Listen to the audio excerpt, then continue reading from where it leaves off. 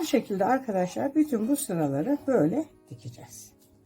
İlk 2 sırayı diktim. Şöyle. Şu birinci sırada kırma işlemi yaptım. Şu köşelerde gördüğünüz gibi şöyle. İkinci sırayı sadece dümdüz diktim. Bakın. Şimdi 3. sırayı dikiyorum. 3. sırayı da arkadaşlar aynı şekilde düz yapacağız. Yani sadece bu çantanın ilk tabanın üstüne gelen sırasında bir kırma işlemi gerçekleştiriyoruz. O da çantanın tabanında değil, şeritinde kırma işlemi gerçekleştiriyoruz. Ve ondan sonraki şeritleri dümdüz üstüne zikzak olarak dikip gidiyoruz. Şimdi bakın şu anda ben 3. sırayı dikiyorum. Bak şu başta birazcık sıkıştırma yaptım ve zikzak olarak dikerek gidiyorum. Şimdi sırf bunu şu köşeyi de ne şekilde döndüğümü göstereyim diye yapıyorum.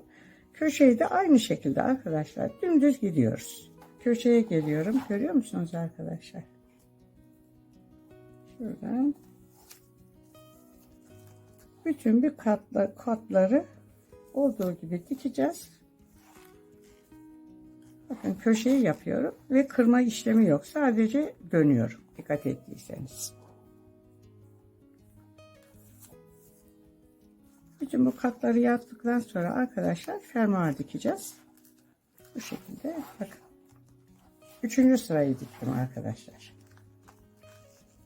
Şimdi bunları ben numaralayacağım, bu şeritleri. Numarasına göre hepsini dikeceğim. Çantanın boyun kısmını şu şekilde hazırladım. Şöyle ortadan birleştirerek bir şerit haline getirdim ve kenarlarını kapattım. Şu birleştirme olayı hani resimde görmüşsünüzdür. Kalıpta şöyle var. Şöyle 2 taraflı, biri bir tarafta, biri bir tarafta. Şimdi bunu şöyle tam şu orta kısmından şuradan şöyle birleştiriyoruz arkadaşlar. Bu birleştirmeyi de zaten videonun başlarında göstermiştim, kenar birleştirme adı altında. Aynı şekilde bu 2 parçayı birbirine birleştirdikten sonra çantanın boyun kısmına ilave edeceğiz. Şimdi ben şu birleştirmiş olduğumu size göstermeye çalışayım. Bakın çantamda şöyle 3 tane, 1, 2, 3 tane kahverengi diktim. Sonra bir siyahlı ve yazılı bir şerit yaptım. Sonra yine kahverengi yaptım. Yine siyahlı yazılı bir şerit daha yaptım. Bu şeritin arkadaşlar şöyle şu ağız kısmından altı bir tarafta, altı bir tarafta, bir tane de ortada olmak üzere 13 parçasını kırdım. Geri kalanlarını tepeli olarak bıraktım. Bu tepeli olan kısımlara şu şeritlerimi yerleştireceğim. Ve bu da çantamın şeyini oluşturacak. Boyun kısmını oluşturacak. Bakın ipim burada. Şimdi şu uçtan giriyorum. Zaten bununla ilgili arkadaşlar paylaşmış olduğum resimde birleşme yerine böyle kırmızı renkli kalemle işaret koydum.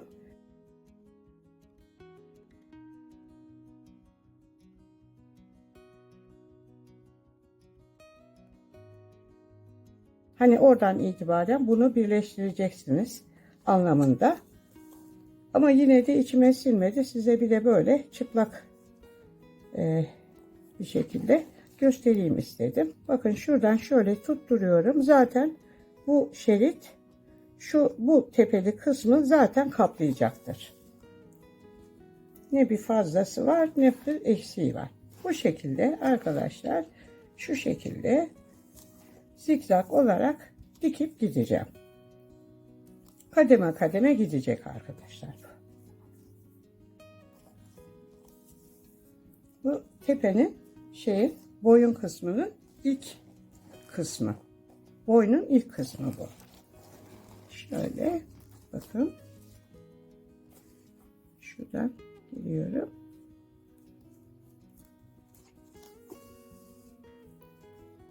Şöyle.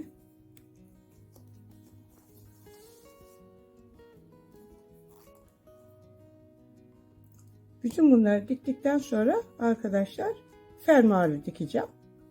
Ve sapı da birleştirdikten sonra çantamız bitmiş olacak. Bakın. Şöyle bir sabitleyelim yine burayı. Bakın ilk sırayı bitirdikten sonra arkadaşlar ikinci sırayı da şu şekilde birleştireceğim. Bakın şu şekilde birleştireceğim. Yani buradan böyle dümdüz gelecek. Sadece şu kısımda bir kırıklığımız olacak. Çantayı diktim.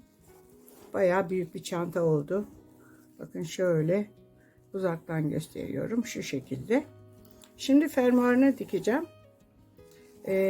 Düz kenara fermuar nasıl dikilir? Bununla ilgili benim videom var.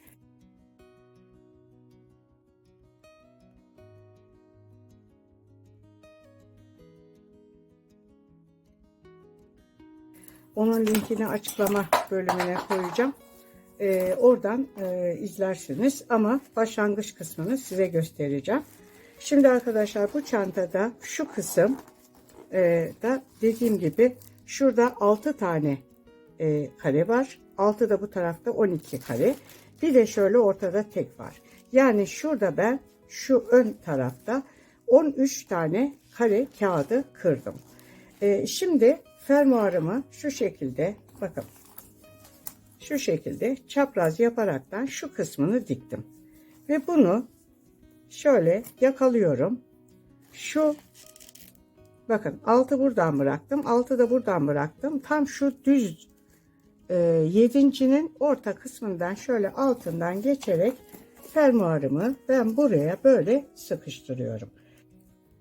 Şuradan şöyle yukarıya çıkıyorum. Şuraya geldim. Buradan arkadaşlar direkt şöyle fermuarın içine giriyorum. Buraya fermuarımı sıkıştıracağım. Bakın şöyle. Gördünüz mü? Çanta çok büyük arkadaşlar. Gerçekten yani üşendim artık sökmeye. Aslında bunu bu kadar büyük yapmamam gerekiyordu ama işte dalgınlığıma geldi. Oldu. Şimdi buradan tekrar buradan böyle aşağıya ineceğim. Maksat şu baş kısmını sıkıca tutturmak. Sonrası zaten kendiliğinden gelir. Bakın şu baş kısmını tutturdum. Şimdi ne yapıyorum? Şunun içinden tekrar yukarıya çıkıyorum. Bu taraftan bu sefer. Ve şu kısmını da tutturuyorum. Şöyle.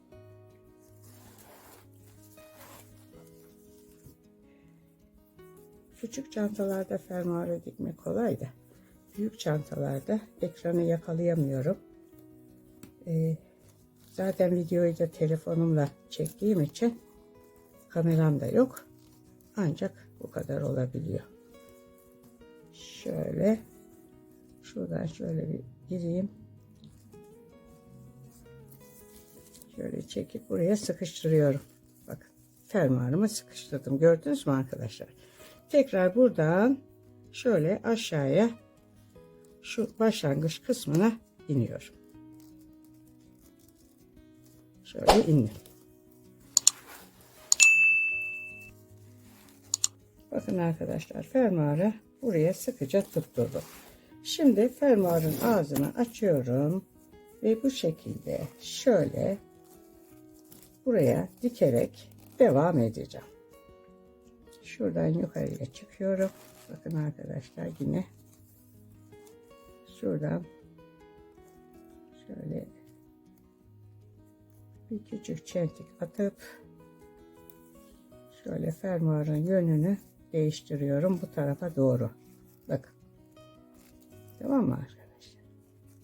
Buradan şimdi bunun içinden şöyle üçgenin içinden düz kenara fermuar nasıl dikilir diye videom var arkadaşlar. Onun linkini açıklama bölümüne koyacağım. Oradan da düz kenara fermuar nasıl dikilir görebilirsiniz, öğrenebilirsiniz. Ama burada da şöyle ufak bir gösteri yapacağım. Buradan şöyle yukarıya çıkıyorum. Üçgenin şuradan şöyle yukarı çıktım. Ve buradan tekrar ne yaptım arkadaşlar? Şuradan fermuarın içine daldım. birazcık ötesinden, bakın birazcık ilerisinden tekrar çıktım ve ne oldu? Bakın çektiğim zaman fermuarım buraya şöyle tuttu. Gördünüz mü arkadaşlar? Yine aynı şekilde bu sefer ne yapıyorum? Buradan şöyle aşağıya iniyorum. Şu üçgenin içinden şöyle bakın indim.